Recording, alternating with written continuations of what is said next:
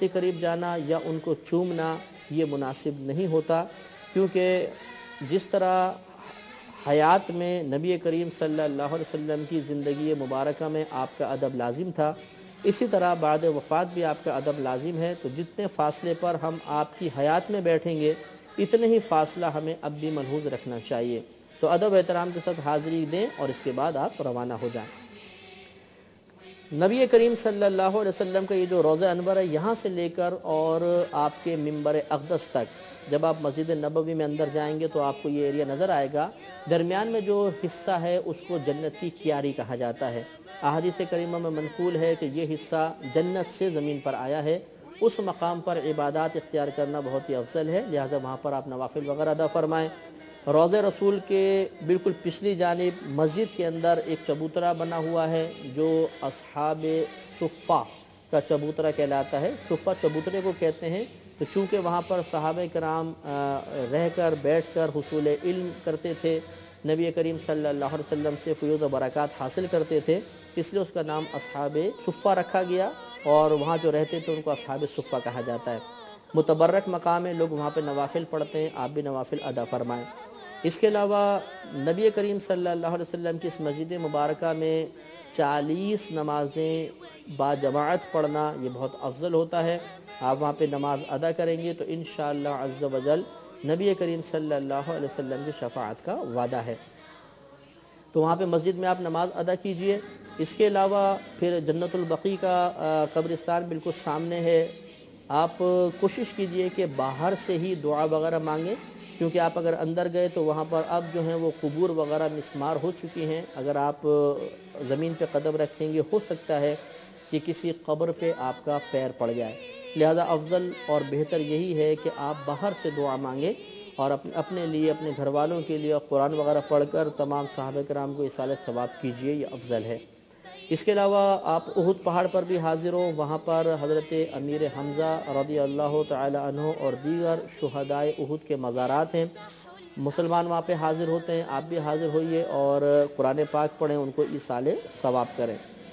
کوشش یہ کیجئے کہ مدینہ منورہ میں بھی آپ کا کوئی وقت ضائع نہ ہو، بلکہ کثرت کے ساتھ آپ دعائیں مانگتے رہیں، درود پاک پڑھتے رہیں، اذکار الہیہ کریں، ذکر وغیرہ کی محافل ہوں اس میں ضرور شرکت کریں، کہ نبی کریم صلی اللہ علیہ وسلم کا فرمان عالی شان ہے کہ مدینہ منورہ میں ایک نیکی 50,000 نیکیوں کے برابر ہے، لہٰذا وہاں پر وقت ضائع کرنا بہت بڑی محرومی کی بات ہے۔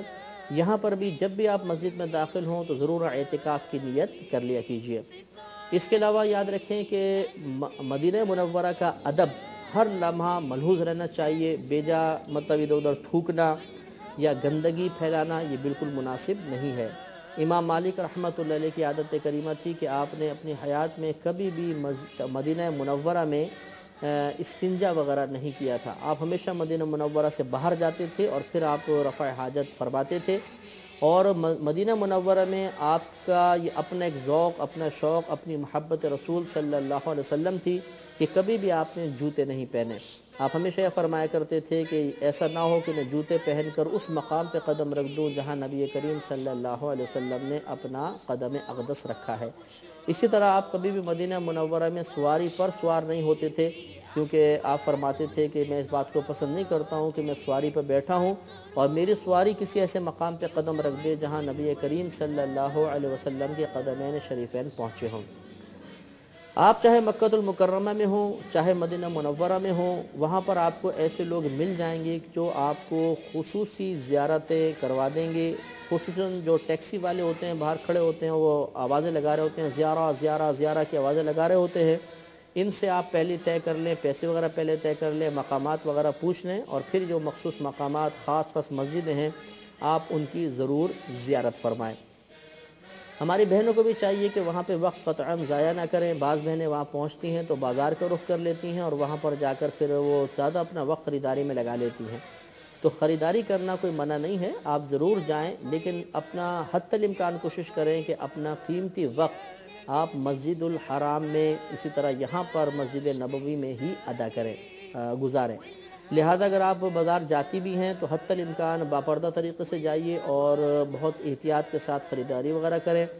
मदीना मुनव्वरा से तबर्रुकात ख़रीद कर लाना बहुत ही बाइस बरकत है। अपने घर वालों के लिए ज़रूर तबर्रुकात लाइए और हर मुतबर्रक मकाम पर अपने लिए, अपने घर वालों के लिए, अपने रिश्तेदारों के लिए ज़रूर दुआ मांगें। ये मैंने पहले भी आपको अर्ज़ किया था कि एक छोटा टेप रिकॉर्डर अपने साथ ज़रूर लेकर जाइएगा, बेहतर है कि लेके जाएं, और उस साथ ही 2-3 खाली कैसेटें भी ले जाइएगा। आप जिस भी मुतबर्रक मकाम पर पहुँचें तो उसमें आप आवाज़ रिकॉर्ड कर लीजिएगा कि इस तारीख़ को, इस महीने में, इस सन में हमने उम्रे की सआदत हासिल की, इस वक्त हम इस मकाम पर हैं और हम इस चीज़ की ज़ियारत कर रहे हैं। ये एक यादगार कैसेट होगी। इंशाअल्लाह आप ये करके देखिए। आप जब 1 साल बाद, 6 महीने बाद, 2 साल बाद इस कैसेट को सुनेंगे तो तमाम मनाजिर आपके निगाहों के सामने होंगे और इंशाअल्लाह वही कैफ़, वही सुरूर, वही लज़्ज़त, वही मज़ा आपको महसूस होगा जो आपने मदीना मुनव्वरा और मक्कतुल मुकर्रमा की हाज़िरी में पाया है। मस्जिद नबवी शरीफ में आप हत्तल इम्कान अपना वक्त गुजारिए, वहाँ पर नमाज़ें अदा कीजिए। कसरत से दुरूद पाक पढ़ना बहुत ही अफजल है। आप कोशिश करें कि मस्जिद नबवी में तशरीफ़ फरमा हो कि कसरत से दुरूद पाक पढ़ते रहें तो नबी करीम सल्लल्लाहु अलैहि वसल्लम की जानिब से ज़ियारत की कवी उम्मीद होती है। लेकिन आप जब भी दुरूद पाक पढ़ें तो अल्लाह तबारक व तआला की रज़ा के लिए पढ़ें और हुसूल रहमत के लिए पढ़ें। ज़ियारत की नीयत को दखल ना दें। इंशाअल्लाह ज़ियारत अगर होनी होगी तो ख़ुद ब खुद हो जाएगी, लेकिन खुसूसन ज़ियारत की नीयत से पढ़ना ये मुनासिब नहीं होता। अल्लाह तबारक व तआला की रज़ा की नीयत से आप पढ़ें। लेकिन अगर कोई ज़ियारत रसूल की नीयत से भी पढ़े तो ये कोई गुनाह या नाजायज़ नहीं है, लेकिन अफजल और मुस्तहब ये होता है कि अल्लाह की रज़ा की खातिर पढ़ें और ज़िम्नन ये फ़ायदा भी आप हासिल फरमाएँ। अगर आप रमज़ान में उम्रे के लिए तशरीफ़ ले जाएंगे तो वहाँ पर अल्हम्दुलिल्लाह पूरे 30 दिनों में बहुत ज़्यादा मेहमान नवाज़ी का मुज़ाहरा होता है। वहाँ के अरब लोग ख़ुसूसी अपने अपने दस्तरख़ान लेकर आते हैं, मस्जिद हराम में बिछाए जाते हैं। बवक्त इफ़्तार बहुत ही पुरतकल्लुफ़ वहाँ पर अल्हम्दुलिल्लाह इफ़्तार का एहतिमाम होता है। वहाँ पर कोई मतलब पैसे वगैरह नहीं देने होते, वो सब लोग मतलब अपने अपने सामान लेकर आते हैं, बल्कि जो उम्रे के लिए जाते हैं तो वो पकड़ पकड़ के उनको वहाँ बिठाते हैं और रिक्वेस्ट करते हैं बाकायदा कि आप हमारे दस्तरखान पर बैठें और हमारे साथ इफ़्तार फरमाएँ। इसलिए अगर आप रमज़ान में जाएँ तो ये आपको वहाँ पर सहूलत हासिल होगी कि इंशाअल्लाह वहाँ पर इफ़्तार बहुत पुरतकल्लुफ़ कराया जाता है। सहरी में भी अगर आप मस्जिद नबवी के करीब जाएंगे तो सहरी के टाइम में वहाँ पर बाज़ लोग ऐसे होते हैं जो सहरी का एहतिमाम भी करते हैं और वहाँ पे बाकायदा लंगर वगैरह, खाना वगैरह तक़सीम किया जाता है। आप उसको इस्तेमाल कर सकते हैं क्योंकि वो कोई सदका का खाना नहीं होता, बल्कि वहाँ वो जो भी रोज़ा रखना चाहता है उनके लिए सहरी का इंतज़ाम किया जाता है। तो हर गनी और फ़कीर के लिए ये खाना जायज़ है।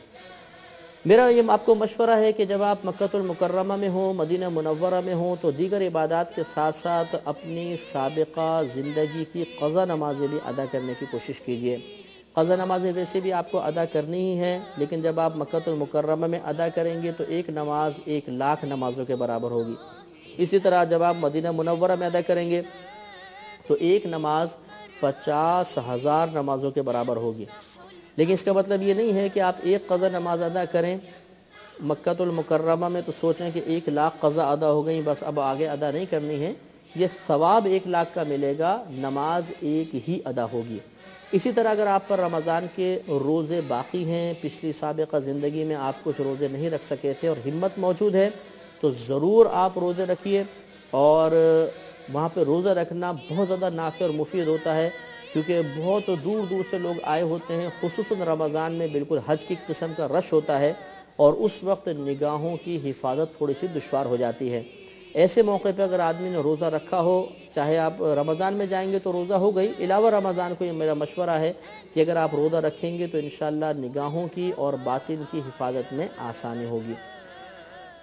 दम वगैरह की तफसील बहुत ज़्यादा है, जिनायात की तफसील बहुत ज़्यादा है। आप एक हज की किताब अपने साथ ज़रूर रखिए, उसमें दम वगैरह के तमाम मामलात लिखे होंगे, किस चीज़ के यानी जुर्म के जवाब में बकरा वगैरह ज़िबह करना लाजिम है, किस वक्त हमें फ़कत सदक़ा फ़ितर की मिक़दार देनी होगी।